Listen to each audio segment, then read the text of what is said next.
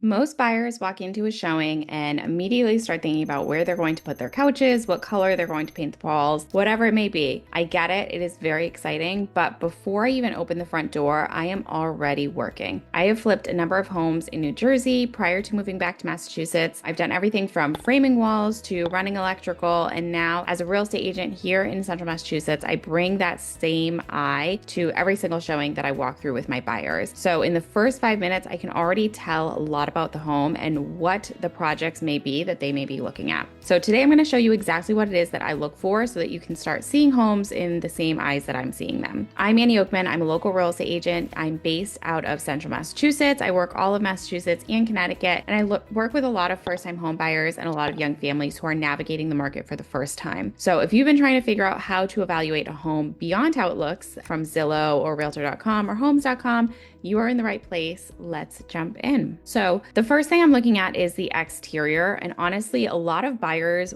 walk right past it because we get there, we say hello, we're chatting, and then we walk right up the front walkway to the front door. I unlock it and we head in. And that's so common for so many showings. But I am there usually a few minutes early and I'm looking at the exterior of the property. So I'm looking at the roof line. I am scanning for dips, sags, uneven lines, a wavy roof line. I'm looking at, if the roof is in good condition, if there's moss growing on it, if there are shingles that are turned up a little bit, looking for anything that could point to either water problems or structural problems. I'm also looking at the gutters and the soffits. Are the gutters pulling away from the house? Are the downspouts going far enough away from the house as well, directed away from the house? Soffits, are they rotted, stained? What's going on there? I'm looking at the grading around the foundation. The ground should slope away from the house, not towards it. So of course, if the soil is pitching inward, then every time it rains, it's going to be sending water into your foundation. And then the other exterior item is driveway and walkways, looking for big cracks, any signs of tree roots that are pushing through, or any signs of deferred maintenance. So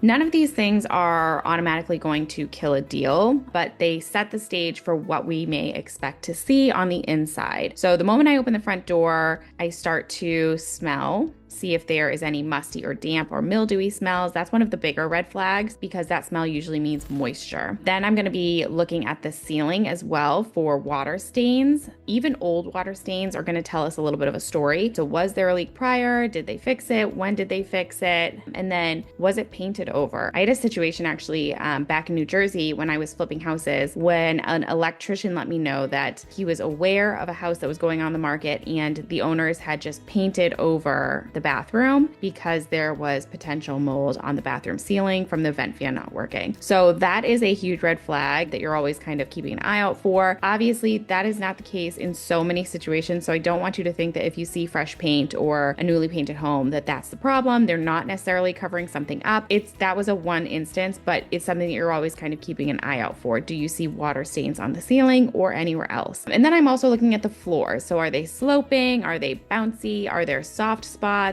Those soft spots could mean that there might be subfloor damage, wood rot, foundation settling. We're looking for all of those things. And again, not panicking about these things.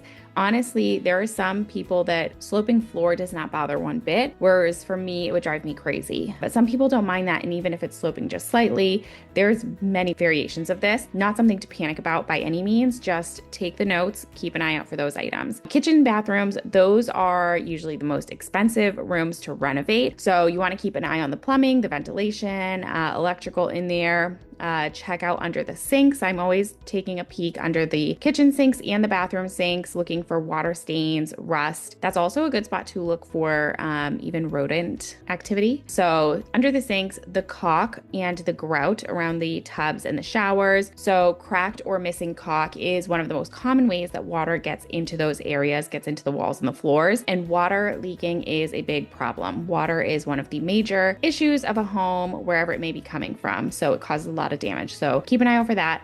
ventilation, bathroom vents, they need to work, and then outlet placement. So in kitchens and bathrooms, outlets that are near water, those should be GFCI protected, and those are the ones with the reset button on them. So keep an eye out for those things. The next thing I'm doing is I'm going down to the basement, and the basement is where a home inspector is going to spend a good portion of their time. And again, a home inspector is going to look at these items as well. I just like to get a general idea of what it is that we're looking at, because I have some clients who are totally open to different things and they're okay with a little bit of work. They're okay with a house that might have X, Y, and Z, whereas other clients are looking for something that is not going to need any work for the next 5 to 10 years. So knowing who I'm with, knowing which client I'm with, and who's looking for what is a big item or a big thing, but these are just the ticket items that I'm looking for when I'm going into a home. So if a house has a basement, that is where we're headed next. Take a look at the foundation walls. So I'm typically looking for cracks and which way are the cracks going, trying to determine what type of crack they are, and if we need to have a concrete or a foundation specialist come down there and take a look. Efflorescence, that is white chalky mineral substance that's on the basement walls, and that usually means that water has been pushing through, so there might be a moisture issue to address. And then of course the mechanicals, so you're looking at a water heater, a furnace, oil tank, electrical panel, and checking out the age of these items. Like a 25-year-old furnace is not a deal breaker. It's just something that we are taking a look at. We're determining if this might be something that you need to look at for the next 5 to 10 years, whatever it may be, and pricing that into your budget. And then the electrical panel,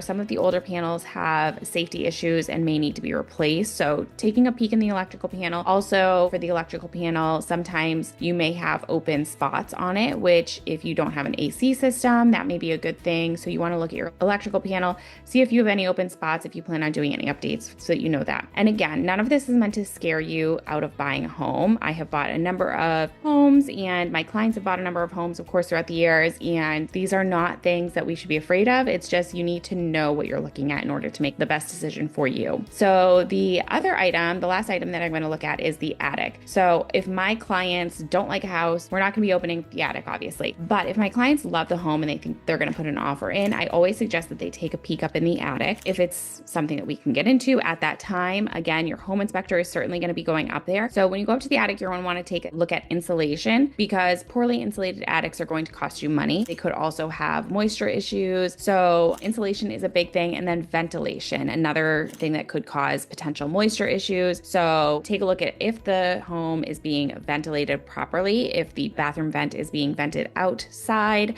rather than directly into the attic. Just a couple of things to note in the attic. So in summary, we're looking at the exterior, the roof line, the gutters, the grating. Inside, we're looking for smells of mildew or mold. We're looking for ceiling stains. We're looking for flooring discrepancies or soft floors under the sinks and around the tubs and the kitchens. And we're looking under the sinks and around the tub in the bathrooms, looking at the foundation, the mechanicals, the electrical panel, and a quick peek in the attic if that's possible. So I'm not trying to kill a deal at all. I want my buyers to find a home that is right for them, but I also want my buyers to understand what it is that they're buying, so there are no surprises after they close. I've told this story a million times. One of my first deals back in Massachusetts, I had an amazing client. We had toured like 150 homes. I absolutely loved home searching with her. She was just a ton of fun, super nice person. So we had toured so many homes and found this one, and I can't remember the first showing. She might have just gone to the open house for it. And so then I was there for the home inspection, and the home inspector peeked up into the attic, and all he saw was charred wood. The entire attic, like a whole section of the attic, had charred wood. So there had at some point been a fire up in the attic, and that's just not something we would have known had we not taken a peek up in the attic. Again, your home inspector is going to do it, but you can save the home inspection cost on something that is that traumatic if you take a peek up in the attic prior to getting into a deal. So nothing to scare you. I'm here to help you understand what it is that you're buying. I don't want you to have any surprises. Glad we found that before we got to the closing table, obviously, but that is what your real estate agent and your home inspector are for. That's why I always suggest you have a home inspection, and almost every home has something going on. So it's really not to try to find a deal breaker or find something that's not going to allow you to move forward. Here's what we're dealing with. What could this price be to fix, repair, replace it, and whether you're ready for that type of a project if it is going to be a project. So if you're thinking about buying a home in Central Massachusetts, I am here to help you through the whole process. I'm in your corner and I want you to find something that is right for you and on your timeline as well. So reach out. I would love to help you. If you found this video helpful, hit subscribe. I put videos up every week about buying and selling and investing in Central Massachusetts, and I'm here to help you through the process. I hope you have a wonderful week.